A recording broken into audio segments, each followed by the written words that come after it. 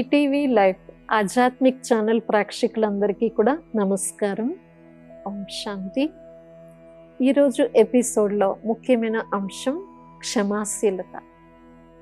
క్షమాశీలత యొక్క గుణం ఎంత గొప్పదంటే మన వ్యక్తిత్వానికి ఒక విశేషమైన ఆభూషణం లాంటిది.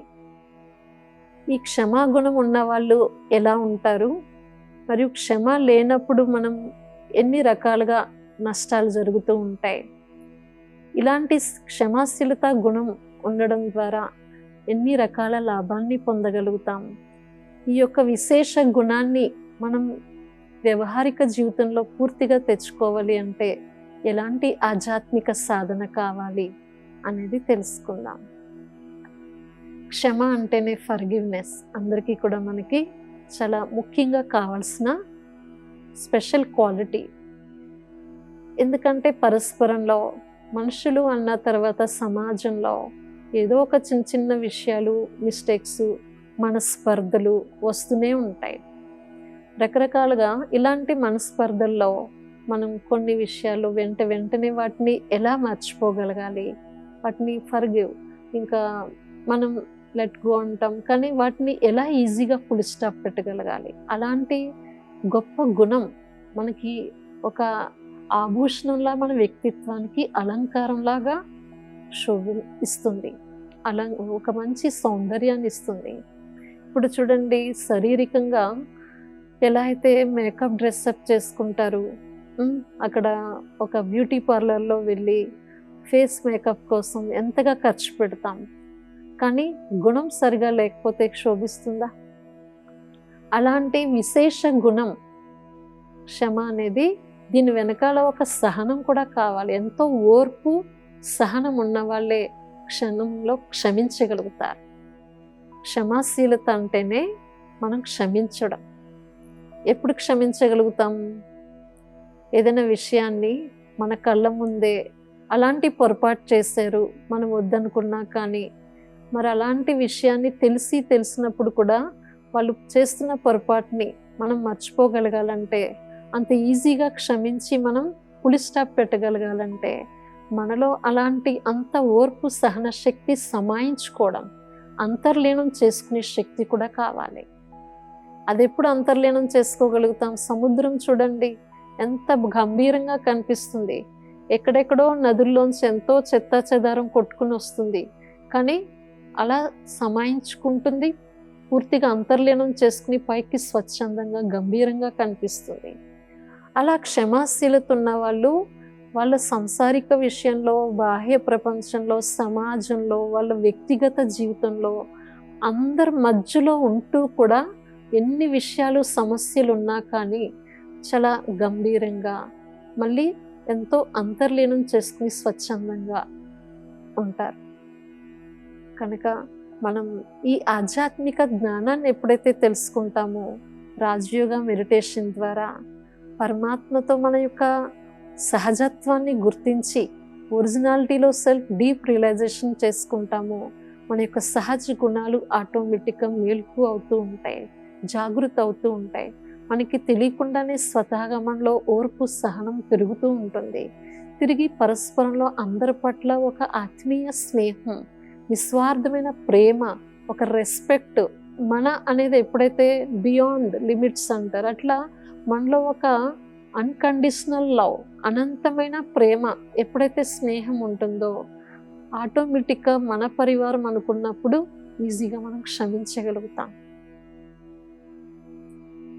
దీని ద్వారా మనము ఎలాంటి వాళ్ళనైనా సరే, వాళ్ళకి శిక్షణ ద్వారా మార్పు తీసుకురావడం కాదు. శిక్షణ అంటే ఏదైనా తప్పు చేశారు, పొరపాటు చేశారు, పిల్లలకనండి, స్కూల్లోనండి, కాలేజెస్లో, ఎక్కడైనా సరే మనం తొందరగా ఇలా ఎందుకు చేసావు, అలా చేయకూడదు, ఇలా ఎందుకు చేసావు అని కోప్పడడంతో, గట్టిగా వాళ్ళకి హార్డ్ డైరెక్షన్, శిక్షణ ఇవ్వడంతో మళ్ళీ మన దగ్గరికి వస్తారా? వాళ్ళు భయపడుతూ ఉంటారు.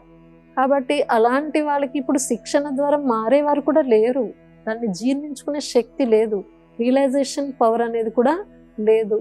కానీ మనం ఆ క్షణానికి ఎప్పుడైతే క్షమించి మనం మళ్ళీ దాన్ని మర్చిపోయి వాళ్ళ యొక్క విశేష క్వాలిటీని జాగృతి చేసి అవేర్నెస్ ఇచ్చి మనం ఎప్పుడైతే ముందుంచుతామో ఆటోమేటిక్గా వాళ్ళ వీక్నెస్ని రియలైజ్ అయ్యి స్వతహాగా దాన్ని పరివర్తన చేసుకునే ప్రయత్నం చేస్తారు.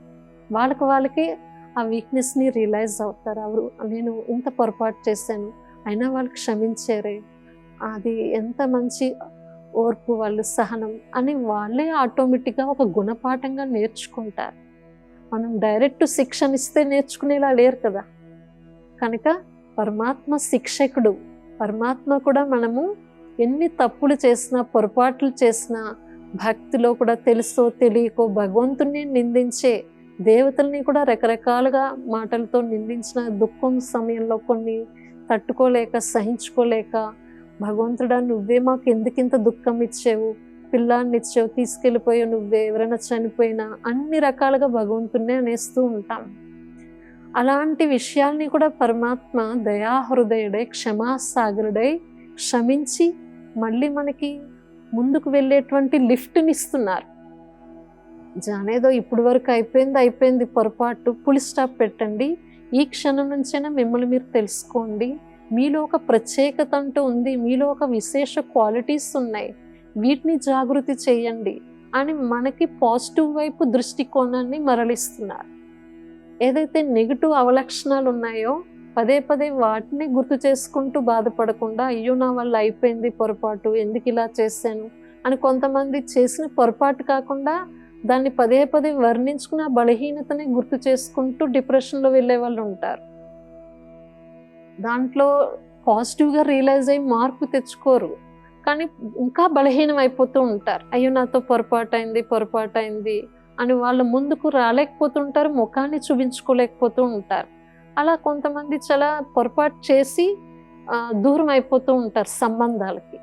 కానీ ఇక్కడ భగవంతుడు మనకి శుభభావనతోటి, ప్రత్యేకమైన దృష్టితో లిఫ్ట్ ఇచ్చి, అవి అసలు మనతోటి పొరపాటు అయిందనే విషయాన్ని మనం అది తెలియకుండానే మనకి మన ప్రత్యేకతని హైలైట్ చేస్తూ మనకి క్షమిస్తున్నారు. అలాగే మనం వ్యక్తిగత జీవితంలో కూడా పరస్పరంలో, సమాజంలో, మన కుటుంబ సభ్యులతో, మనం పిల్లలతోటి మనం చెప్పిందే వినాలి, నేను అనుకున్నదే వాళ్ళు చెయ్యాలి, నేను అనుకున్నట్టే నడుచుకోవాలి అనుకుంటే ఈరోజు మన దారిలో అలా తొందరగా మోల్డ్ అయ్యే కెపాసిటీ లేదు. కనుక మనం డైరెక్ట్ శిక్షణతోటే కాకుండా వాళ్ళని క్షమించడంలో ఆటోమేటిక్గా వాళ్ళే మళ్ళీ రియలైజ్ అయ్యి వాళ్ళు చేసిన తప్పుని వాళ్ళని గ్రహించి తప్పనిసరిగా పరివర్తన అయ్యే అవకాశం ఉంటుంది. విశ్వామిత్రుడు తన యోగ తపస్యలో చాలా ఆరితేరిన వ్యక్తి. అన్ని రకాలుగా విశేష సాధన చేసి ఎన్నో రిధి సిద్ధులు సంపాదించుకున్న విశేష మహర్షి. అలాంటి తపస్వి మూర్తి ఆయన గురువుగారు వశిష్ఠ మహాముని. ఆయన యొక్క ఆధ్వర్యంలో ఎన్నో రకాలుగా విశేష విద్యలో, ఆయన తపస్యలో మంచి ఆరితేరిన వ్యక్తి, సాధకులు. ఆయన దగ్గర ఆశీర్వాదం తీసుకోవడానికి వచ్చారు. ఆల్రెడీ ఆయనకి రాజర్షి అనే బిరుదు ఉంది. వశిష్ఠ మహామునికి వారికి కూడా తెలుసు ఆయన ఇంకా ఏం ఆశిస్తున్నారు అనేది. కానీ ఇలా ఆయన ఆశీర్వాదం ఇస్తున్నప్పుడు పైకి లేవు నాయన రాజర్షి అని సంబోధించగా ఆ విశ్వామిత్రుడికి ఆయన బ్రహ్మర్షి అని ఎందుకు అనలేదు నన్ను అనేది ఆయనకి చాలా కోపం వచ్చిందన్నమాట. మహామునికి, గురువుగారికి తెలుసు ఆయనకి బ్రహ్మర్షి అనే బిరుదు యోగ్యుడయ్యారు అనేది. అయినా కానీ ఆయన పరీక్షకి లేవు నాయన రాజర్షి అని సంబోధిస్తూ ఆయనకి ఆశీర్వాదం ఇస్తున్నారు. కానీ విశ్వామిత్రుడికి తృప్తి కాలేదన్నమాట. ఎందుకు నన్ను బ్రహ్మర్షి అనే బిరుదుతోటి సంబోధించలేదు, నాకు ఆ టైటిల్ ఎందుకు ఇవ్వలేదు అనేది చాలా కోపానికి గురవుతాడట. ఆ కోపానికి మహాముని, వశిష్ఠ మహాముని వాళ్ళ యొక్క ఎంతోమంది 9 సంతానాన్ని కూడా సంహరింప చేసేసాడట. అట్లా కథలో చెప్తారు. అయినప్పటికీ కూడా ఒకసారి వశిష్ఠ మహాముని పౌర్ణమి నాడు చంద్రుడి యొక్క వెన్నెల్లో తన ధర్మపత్నితో కూర్చుని, ధర్మపత్ని అంటుందన్నమాట, ఎంత బాగుంది కదా ఈరోజు పౌర్ణమి యొక్క వెన్నెల ప్రకాశం, చాలా బాగుంది, ఎంత ప్రకాశవంతంగా ఉంది పౌర్ణమి వెన్నెల అంటే. అయితే వశిష్ఠ మహాముని అన్నారట, ఇది విశ్వామిత్రుని యొక్క తపస్య ప్రకాశంలా ఉంది కదా అని చెప్పారట. అక్కడికి ఆల్రెడీ విశ్వామిత్రుడు అదే అడవిలో ఆ వనంలో వెనక దాగి ఉన్నారట, పొంచి ఉన్నారు వీళ్ళని కూడా సంహరింప చేయడానికి. కానీ అప్పుడు ఆయన గమనించి, ఇది పౌర్ణమి వెన్నులు ఎలా ఉంది అంటే విశ్వామిత్రుడు మన యొక్క బ్రహ్మర్షి రాజర్షి అయినా ఆయన తపస్యా శక్తిలా ఉంది కదా అన్నారంట. అప్పుడు విశ్వామిత్రుడు చాలా పశ్చాత్తాపంతో పరుగులు పెట్టుకుని వచ్చి వశిష్ఠ మహాముని కాళ్ళ మీద సాష్టాంగం పడి నమస్కరించి, చాలా తప్పైపోయింది, చాలా పొరపాటు అయింది మహానుంచి గురువు గారు, నేను రకరకాలుగా మీ మీద అనుకున్నాను, కానీ మీరు నా పట్ల ఎంత విశేషమైన దృష్టితో ఇప్పటికీ ఆలోచిస్తున్నారు అనేది నేను గమనించలేకపోయాను అని పశ్చాత్తాపడతారట. అట్లా అది క్షమాశీలత గుణానికి ప్రత్యేకత అంటారన్నమాట. మహాముని ఆయన అంతగా తప్పులు చేసినా, విశ్వామిత్రుడు అన్ని రకాలుగా తన సంతానాన్ని కూడా దూరం చేసినా కానీ ఆయన క్షమించే గుణంతో ఆయన తపస్య శక్తిని పొగిడారు, మహిమ చేశారు.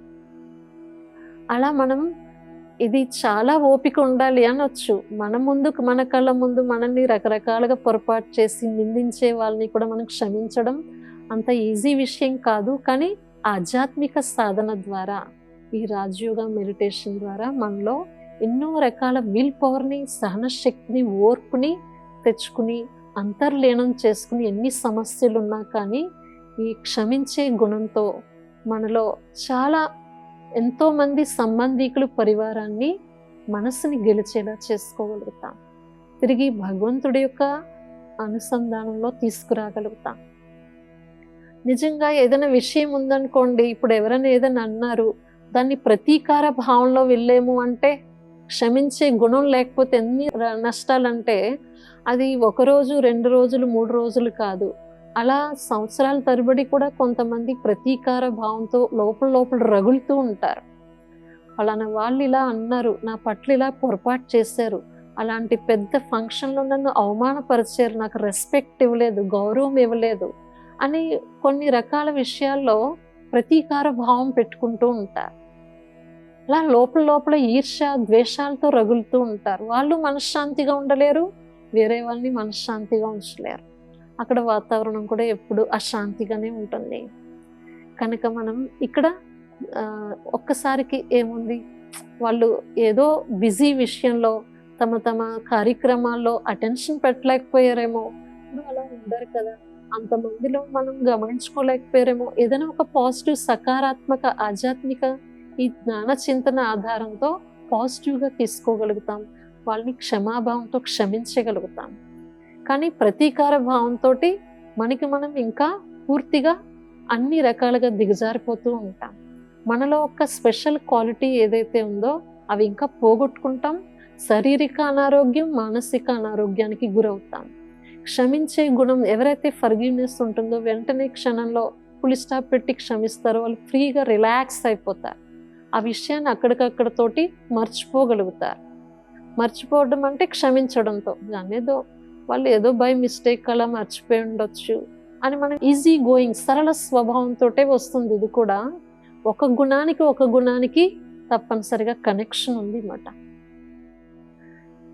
అలా మనం ఎంత ఓర్పు, సహనం ఉంటుందో, మరియు అంతర్లీనం చేసుకునే శక్తి ఉంటుందో, మరియు సరళ స్వభావం ఉంటుందో, ఫ్లెక్సిబుల్ మోల్డింగ్ నేచర్, అప్పుడు ఈ క్షమాశీలత అనేది వస్తుంది అనేది మనకు అర్థమవుతుంది. కాబట్టి ఒక్కొక్క గుణం యొక్క కనెక్షన్, దివ్య గుణాలు అనేవి ఇక్కడ మనం, నేను ఎవరిని, నా యొక్క సహజత్వం ఏంటనేది ఆధ్యాత్మిక ఆత్మ సాధనతో మన యొక్క దివ్య గుణాల యొక్క అలంకారం చేసుకోవడంతో మన వ్యక్తిత్వ వికసితం అవుతుంది. మనం ఎన్నో సందర్భాల్లో ఎన్నో రకాల సమస్యల నుంచి తమని తాము ఈజీగా మలుచుకోగలుగుతాం. అక్కడ పెద్ద పెద్ద విషయాలు, సమస్యల్ని చాలా చిన్న విషయాలుగా ఫుల్ స్టాప్ పెట్టి మనం సాల్వ్ చేసుకోగలుగుతాం. ఎవరెవరో ఎక్కడికో మనం ప్రాబ్లం సాల్వ్ చేసుకోవడానికి వెళ్ళవలసిన అవసరం లేదు. మనల్ని మనం అది గమనించుకుంటే, ఏ విషయం ద్వారా నన్ను అలజడి చేస్తుంది, నా మైండ్ డిస్టర్బ్ చేస్తుంది, పలానా వాళ్ళు ఎందుకు ఇలా అన్నారు, అలా ఎందుకు అన్నారు, ఇలా ఎందుకు చేశారు, వాళ్ళు నెక్స్ట్ టైం వస్తారు కదా, వాళ్ళకి ఇలా చేస్తేనే వాళ్ళు నెక్స్ట్ టైం వచ్చినప్పుడు నేను కూడా అలా చేస్తాను అని మనం ఇలా ప్రతీకార భావం అనేది ఇది సరైన విషయం కాదు. ఇందులో మనం ఎప్పటికీ మనశ్శాంతిగా ఉండలేం, శారీరకంగా హెల్దీగా ఆరోగ్యంగా ఉండలేం, మనసుతో కూడా ఆరోగ్యంగా ఉండలేం. కనుక ఇక్కడ మనము ఎంత సాగరుడు పరమాత్మ, మనకి దివ్య గుణాల సాగరుడు, సర్వశక్తివంతుడు. ఎంతగా మనం ఆత్మచింతన, పరమాత్మ చింతన చేస్తూ ఉంటామో మన సహజ గుణాల్ని ఆటోమేటిక్గా ఇంకా వాటిని ఇంప్రూవ్మెంట్ చేసుకోగలుగుతాం.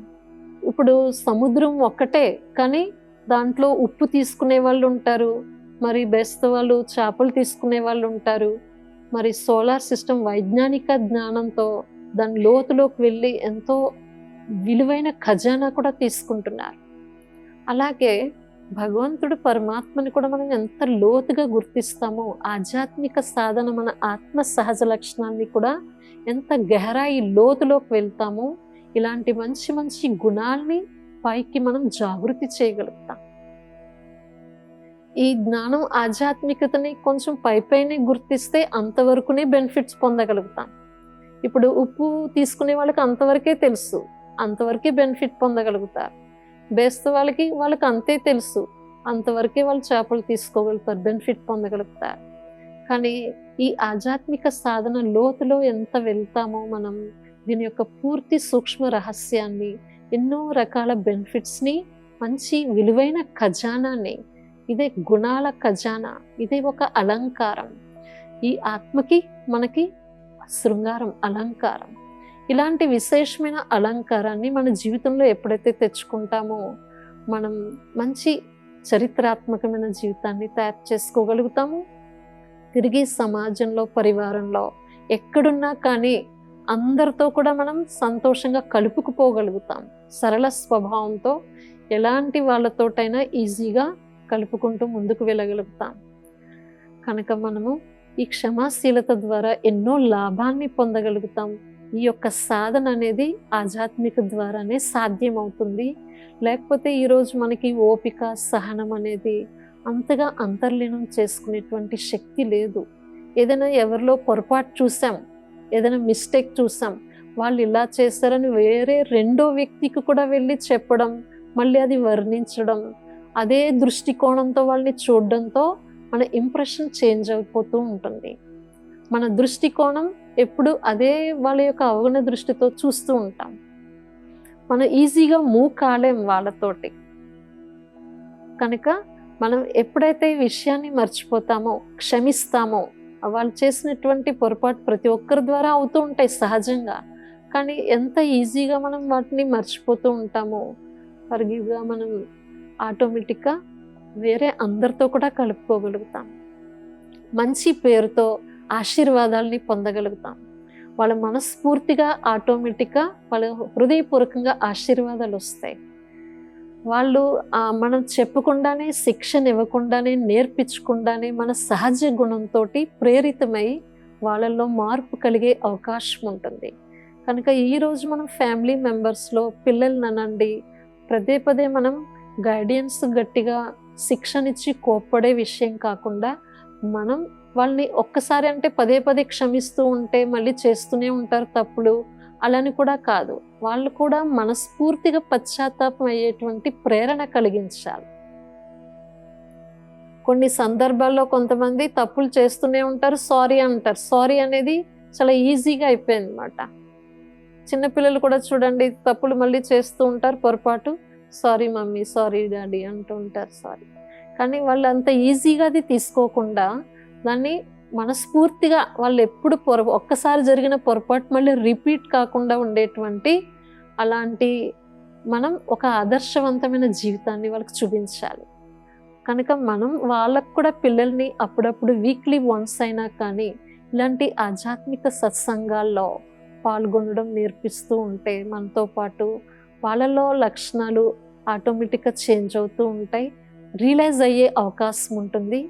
ఇలాంటి విశేషమైన గుణాల యొక్క అలంకారాలతో ఒక మంచి గుల్దస్తా లాంటి జీవితాన్ని తయారు చేసుకోగలుగుతాం.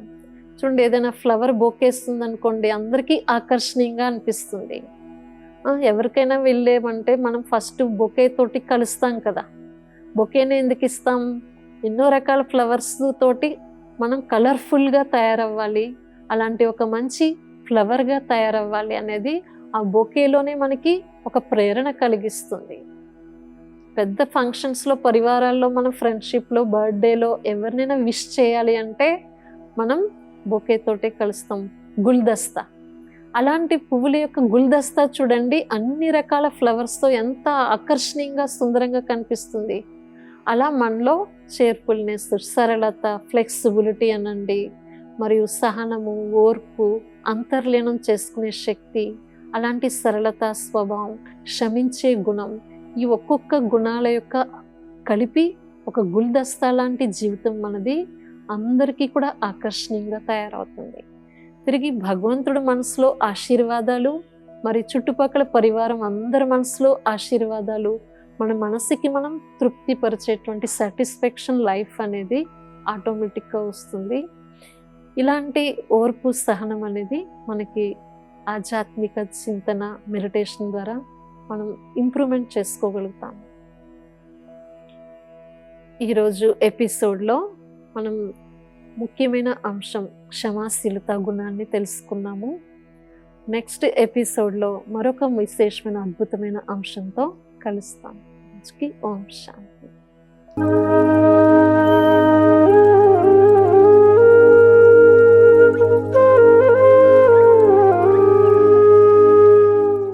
ఈ కార్యక్రమాన్ని తిరిగి చూడాలనుకుంటే www.youtube.com/ETV Life Spiritual లో చూడవచ్చు.